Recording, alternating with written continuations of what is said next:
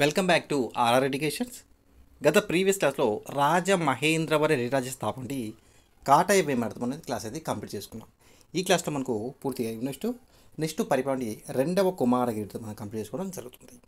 కాటాయ వేమారెడ్డి చూడండి, ఈ కాటాయ Vema class pre చేసాం. ఇప్పుడు రెండవ కుమారగిరెడ్డి ఈయన పరిపాలన కాలం క్రీస్తు శకం 1414 నుంచి 1416 వరకు. కాటాయ వేమారెడ్డి పెద్ద కుమారుడు కాటయ్య. ఈయన కాటయ్య మరణించడంతో రెండవ కుమారుడైనటువంటి రెండవ కుమారగిరెడ్డిని అల్లాడరెడ్డి సింహాసనంపై అధిష్ఠింప చేశాడు. ఎవరు? ఈ రెండవ కుమారగిరెడ్డిని అల్లాడరెడ్డి సింహాసనంపై అధిష్ఠింప చేశాడు, అంటే రాజును చేయడం జరిగింది. కాటయ్య వేమారెడ్డి యొక్క పెద్ద కుమారుడే ఈ రెండవ కుమారగిరిరెడ్డి. రెండవ కుమారగిరిరెడ్డి రాజ్యాధికారిని వచ్చే నాటికి 10 సంవత్సరాల యొక్క బాలుడంట. అయితే ఈ అల్లారెడ్డి ఈ రెండవ కుమారగిరి సంరక్షకుడిగా ఉంటూ రాజ్య వ్యవహారాలు మొత్తం ఈ రాజమహేంద్రవర స్వతంత్ర ప్రతిపత్తించడానికి శక్తి కొలది కృషి చేశాడు ఈ అల్లాడరెడ్డి. ఎవరు? అల్లారెడ్డి. రాజమహేంద్రవరెడ్డి రాజ్యం యొక్క బద్ధ శత్రువైనటువంటి ఏరువ అన్నదేవచూడు గోదావరి తీరం వెంబటి పట్టిసం మరియు మోటీ దీవుల మధ్య ప్రాంతమును ఆక్రమించాడు ఈ అన్నదేవచోడుడు.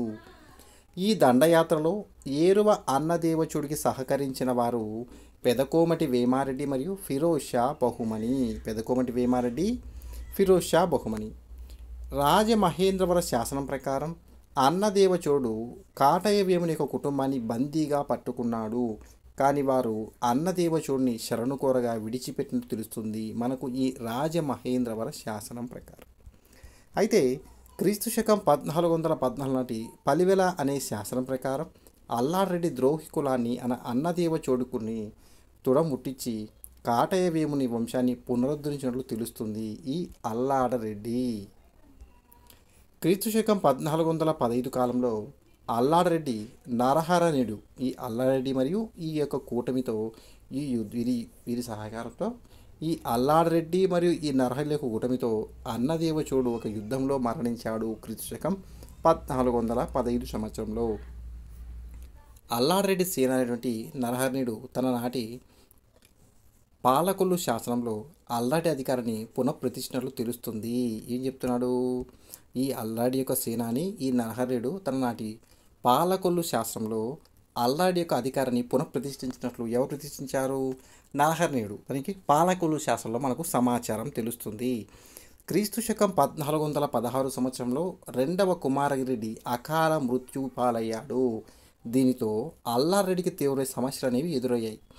అల్లారెడ్డి రాజ్యానికి తన కోలంటి అనితల్లి వారసురాలైనటువంటి తన కుమారుడు వీరభద్రాడి సింహాసనం అధిష్ఠింప చేశాడు. ఈ అల్లారెడ్డి మరణించాడు. రెండవ కుమారుడి అకాల మృత్యువు చెందాడు. దీంతో అల్లాడరెడ్డి రాజ్యానికి తన కోలంటి అనితల్లి వారసురాలు అయింది. ఈమె తరపున తన కుమారుడు వీరభద్రారెడ్డిని సింహాసనం అధిష్ఠింప చేశాడు. ఇక్కడ నోట్ చూడండి, అల్లారెడ్డి యొక్క కుమారుడే ఈ వీరభద్రారెడ్డి యొక్క భార్యే ఈ అనితల్లి. రెడ్డి రాని ఎంత కదా కలవసీరు శాస్త్రం ఇచ్చిన వారు ఈ అనితల్లి అని చెప్తున్నాం. రాజమహేంద్రవర రాజ్యానికి శత్రువుల ప్రమాదం ఎక్కువగా ఉండేదని గజపతులు మరియు విజయనగర పాలకులు రాజమహేంద్రపురంపై దండెత్తగా వారితో అల్లారెడ్డి మైత్రి చేసుకోవడం మనకు వేమవరం అనే శాసనం మనకు సమాచారం ఇస్తుంది. ఇది జరిగిన వెంటనే బహుమని సుల్తాన్ ఫిరోజ్ షా బహుమని పెదకోమటి వేమారెడ్డిలు ఇద్దరూ కలిసి రాజమహేంద్రవరంపై దండయాత్ర చేయగా అల్లారెడ్డి వారిని ఓడించి తరిమి వేయడం జరిగింది. ఈ రాజమహేంద్రవరంపై దాడిలో ఫిరోజ్ షా బహుమనికి సహాయంగా వెళ్ళిన మాల్వా పాలకుడు మరియు దారా నగరానికి పాలించేవాడు. ఎవరు? మాల్వా చేయండి దారా నగర పాలకుడు అలపు ఖాన్ను ఓడించి అతని గుర్రాలు సంగ్రహించినట్లు శ్రీనాథుని యొక్క కాశీఖండ మరియు శివలింగ కొమ్మని యొక్క శివలీలా విలాసం అనే వేమవర శాస్త్రాలు మనకు వర్ణిస్తున్నాయి. ఈ గ్రంథాలని ఇంపార్టెంట్ అండి. కాశీఖండం అనే గ్రంథం శ్రీనాథుడు, శివలీలా విలాసం అనే గ్రంథాన్ని శివలింక కొమ్మన మనకు రచించడం జరిగింది. ఈ దాడిలో అల్లాడరెడ్డి పెదకోమటి వేమారెడ్డిని వెన్నంటి తరుముతూ రామేశ్వరం అనే యుద్ధంలో ఓడించి తన సైనిక సంపత్తిని హరించినట్లు మనకు శివలీలా విలాసం అనే గ్రంథం వర్ణిస్తుంది. Very very important. ఈ విజయ పరంపరలతో రాజమహేంద్ర రాజ్యానికి తాత్కాలికంగా ప్రమాదం అనేది తప్పిందని చెప్పవచ్చు. అయితే క్రీస్తు శకం 1420 నాటి పాలకొల్లు అనే శాసనం ప్రకారం నరహరనేడుతో అల్లాడరెడ్డి నరహరనేడు అల్లాడరెడ్డి పేరుతో ఒక శివలింగాన్ని ప్రతిష్ఠించాడంట. ఎవరు? ఈ నరహరనేడు పాలకొల్లు అనే శాసనం ప్రకారం ఈ అల్లారెడ్డి పేరు ఒక శివలింగాన్ని ప్రతిష్ఠించాడు. ఇక్కడ చూడండి, ఇలా మృతులైన వారి పేర లింగ ప్రతిష్ఠ జరపడింది ఆనాటి యొక్క ప్రాచీన ఆచారం. క్రీస్తు శకం 1420లో అల్లారెడ్డి మరణించడం జరిగింది. ఈ అల్లారెడ్డి యొక్క మరణంతో రాజ్యంలో రాజకీయ విప్లవం సంభవించింది. మనము నెక్స్ట్ 3వ కుమారగిరి రెడ్డి మరియు 3వ అనవోతారెడ్డి ఉంటుంది. మనకు ఈ కాకతీయ అనంతరయుగం సంబంధించి పీడిఎఫ్ టోటల్గా కంప్లీట్ ఉంది. మరొకసారి పూర్తి కంప్లీట్గా మీకు పీడిఎఫ్ చూస్తాను. ఈ పీడిఎఫ్తో 25 బిట్స్ ప్రాక్టీస్ బిట్స్ కూడా ప్రొవైడ్ చేయడం జరిగింది. 25 ప్రాక్టీస్ బిట్స్ కూడా. ఈ టోటల్ పీడిఎఫ్ మనకు 61 రూపీస్కు మీకు ప్రొవైడ్ చేయడం జరుగుతుంది. ఎంత? 61 రూపాయలకి. ఈ టోటల్ పీడిఎఫ్ చేయడంతోనే మీకు క్లాసెస్ కూడా అప్లోడ్ అనేది చేయలేదు. టోటల్ మనం ఒకసారి పీడిఎఫ్ చూద్దాం. ఓకే, చూడండి. ఈ వీరభద్రారెడ్డి రాజమహేంద్రవరానికి చివరి పాలకుడు. రాజమహేంద్రవర రాజ్య చివరి పాలకుడు ఈ వీరభద్రారెడ్డి. నెక్స్ట్ తదనం ఎవరు వస్తారు? కందుకూరి రెడ్డి రాజ్య పాలకులు. వీళ్ళు కూడా వస్తారు. వీళ్ళు కూడా మనకు క్లారిటీగా మెన్షన్ చేయడం జరిగింది పీడిఎఫ్.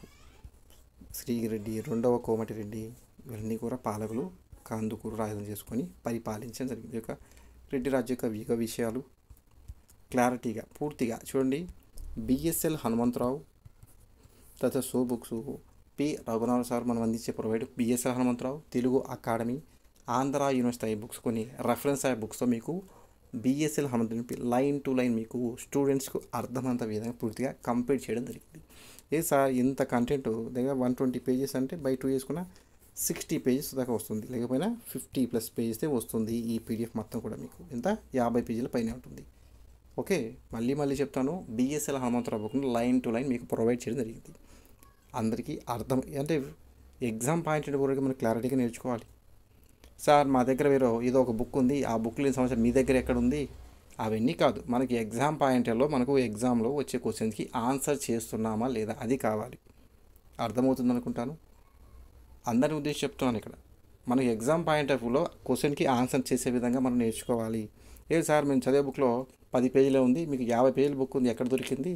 అవన్నీ ఎక్కడ తీసుకొచ్చారు? ఇవన్నీ మాకు అంతా అంటగడుతున్నారని చెప్పి అనుకోవద్దు. నేను 10 చెప్తున్నాను. ఎగ్జామ్ ఓరియంటెడ్గా మనకు కావాలి. చాలా గ్రంథాలు ఉన్నాయి. ఆ కాలానికి పరిపాలకులు రాజు గురించి మనం ప్రతిదీ కూడా line to line by heart చేయాలి. ఎక్కడో తీసుకొచ్చి సార్ ఈ క్వశ్చన్కి ఆన్సర్ చేయండి అంటే చెప్పను. నేను మళ్ళీ 10 చెప్తున్నాను. మన ఆర్ఆర్ ఎడ్యుకేషన్ ఛానల్ నుంచి ఇచ్చే పీడిఎఫ్ సంబంధించి కంటెంట్ ఏ డౌట్ నేను క్లారిఫై చేస్తాను. ఏదో పక్క యూనివర్సిటీ వారు తీసుకొచ్చి ఇస్తే దాన్ని నాకు ఆపాదించవద్దు. దానికి ఆన్సర్ నేను రిప్లై కూడా ఇవ్వలేను. వాళ్ళు ఇచ్చే సమాచారం ఎక్కడ సంగ్రహించారో ఇక్కడ చేశారో నాకు అనవసరం. మనం ఇచ్చే పీడిఎఫ్ సంబంధించి నాది బాధ్యత అవుతుంది. 10 చెప్తాను. నాకు ఆ బుక్లో లేదు, ఈ బుక్ లేదంటే దానికి నాది ఎటువంటి బాధ్యత వహించను. కావాలంటే మీకు నచ్చిన సోర్స్ బుక్స్ రెఫర్ చేసుకోండి. వాళ్ళు ఇచ్చిన రెఫర్ మీదగా మన కంటెంట్ చాలా ఉంటుంది. నేను 10 చెప్తాను. మన మంచి సమగ్ర సమాచారం కూడా బిఎస్ఎల్ హనుమంతరావు సోర్స్తోనే అందించడం జరుగుతుంది. Line to line by heart చేయాల్సిన అవసరం అయితే ఉంది. ఓకే, చూడండి పీడిఎఫ్ చెక్ చేసుకోండి ఒకసారి. టోటల్గా 25 ప్రాక్టీస్ బిట్స్ కూడా ప్రొవైడ్ చేస్తున్నాను. ఆ కాలం నాటి చూడండి రెడ్డి యొక్క పాలనా విధానము. ఓకే, ఇవన్నీ కూడా ఉన్నాయి. న్యాయ పాలన, వాటి యొక్క కాలం పన్నులు. ఇక్కడ చూడండి రెడ్డి రాజుల కాలంలో పన్నుల యొక్క అధిక భారం ఉండేదంటే ఉంది. భారం కూడా అధికంగా ఉండేది. అత్యధికమైన పన్నులు విధించారు. 1/6 వంతు పన్నులు విధించారు. ఇది చూస్తుంది మనకు. ఈ పన్నుల వ్యవస్థకు మనకు విలాస శాస్త్రం కూడా మనకు తెలుస్తుంది. రణము కుడుపు రెడ్డి రాజుల కాలంలో ఒక ఆచారం అనేది సర్వసాధారణమైంది. రెడ్డి రాజులు యుద్ధ సమయంలో అనుసరించే విధానంని రణము కుడుపు విధానం అంట. అసలు రణము కుడుపు విధానం అంటే నేర్చుకోవాలి కదా. యుద్ధంలో మృతులైన శత్రువు యొక్క రక్త మాంసాలతో బియ్యం కలిపి వండిన వంటకాన్ని రణదేవతలకు, భూతపేత పిశాచాలకు నివేదన చేయడాన్ని రణము కుడుపు అంటారు. క్లారిటీగా ఉండాలి. క్లారిటీగా మనం నేర్చుకోవాలి. చూడండి ఇవన్నీ కూడా ఆర్థిక వ్యవస్థ, వ్యవసాయము, విదేశీ వాణిజ్యము, స్వదేశీ వాణిజ్యము, వారికి కావాలంటే పంటలు. చూడండి ఇక్కడ ఆనాటి రెడ్డి రాజుల కాలానికి ప్రధాన ఆహారమైన పంట ఏదంటే జొన్న. జొన్న తర్వాత మరొక పంట ఏంటంటే సజ్జ, అంటే సజ్జలు అంటాం కదా. ఫస్ట్ జొన్న గుర్తుపెట్టుకోండి, తర్వాతనే సజ్జ. ప్రధానమైన పంటలు అంటే కనుక జొన్న, సజ్జ. ఫస్ట్ జొన్నే. ఓకే. స్వదేశీ వాణిజ్యము, విదేశీ వాణిజ్యము, పరిశ్రమలు, ఆనాటి లోహ పరిశ్రమ సంబంధించి స్వదేశీ వర్తక కేంద్రాల గురించి క్లారిటీగా ఉంది. మోటుపల్లి రేవు సంబంధించి విజయనగర రాజుల తగాదా యుద్ధ పరిస్థితులు కూడా ఏర్పడ్డాయి. వారి కాలంటి మత పరిస్థితులు, శైవ మతము, వైష్ణవము, కాలాముఖము, వీరశైవం, చాలా కంటెంట్ ఉందండి, చాలా కంటెంట్. చప్పుడు గూళ్ళు అని సమాచారం ఉంది కదా, చప్పుడు గుడిని ఇచ్చాడు. ఈ చప్పుడు గుడిని చూద్దాం చూడండి. వీరశైవం సంబంధించి చప్పుడు గుళ్ళు. దైవ ప్రీతి కోసం స్త్రీ పురుషులు ఆత్మహత్య చేసుకుంటారంట. ఇందుకు ఒక ప్రత్యేక ప్రాంతాన్ని కేటాయించారు. ఈ విధాన్ని వీరభక్తిగా అని పిలుస్తారు. శ్రీశైలంలో 90 విరవ శిరో మండపాన్ని నిర్మించారు. ఒక గుళ్ళు ఉంటాయి కదా, అక్కడ ఒక గుడిపైకి శిఖరంపైగా ఆత్మహత్య చేసుకుంటారంట. ఒక దేవాలయం కూడా ఏర్పాటు చేశాడు. శ్రీశైలంలో చప్పుడు గుని అనవేమారెడ్డి నిర్మించాడు. నేటి కర్నూలు జిల్లా అంటే శ్రీశైలం కలదు. ఇక్కడ ఒక ఆలయాన్ని నిర్మించాడంట. ఎవరు? అనవేమారెడ్డి.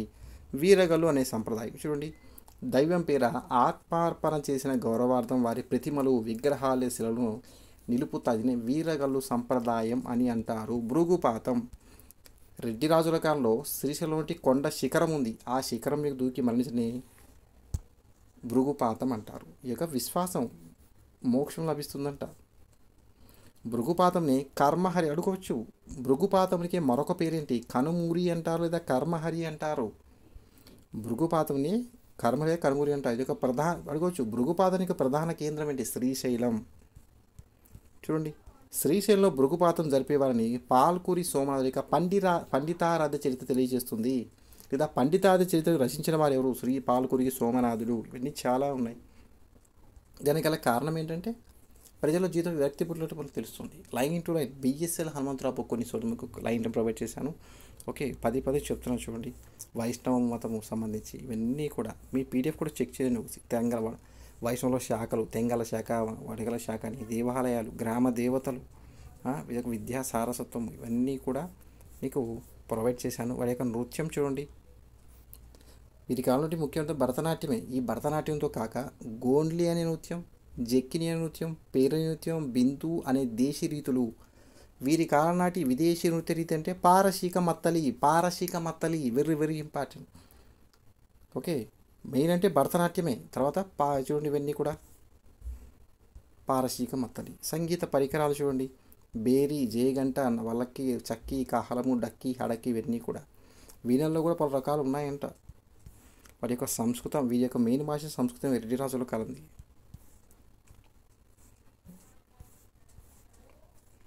ఇక రచనలు వీరి కావంటి కవులు శ్రీనాథుడు కావచ్చు, ఎర్రన కావచ్చు. చూడండి, ప్రబంధ పరమేశ్వరుడు లేదా శంభుదాసన్ బిడుదల గత ప్రీవియస్ ఎగ్జామ్ ఎవరు? ఎర్ర ప్రగడని కూడా అంటారు. కవిత్రయంలో చివరివాడు. కవిత్రయం అంటే ఎవరు? త్రయం అంటే ముగ్గురు కదా. నన్నయ్య, తిక్కన, ఎర్రని కవిత్రయం అంటారు. గత క్లాస్ చెప్పాను. ఎన్టీఆర్ అని గుర్తుపెట్టుకోండి. నన్నయ్య, తిక్కన, ఎర్రని. ఇక్కడ ఎవరిని ఉద్దేశించి కాదు, అవగాహన కోసం మాత్రమే చెప్తున్నాను. వినుకొండ వల్లభామాత్యుడిని క్రీడాభిరమణ గ్రంథం రాశారు. ఇవన్నీ చూడండి, చాలా కంటెంట్ ఉంది. ఇవన్నీ మనం కూడా నేర్చుకోవాలి.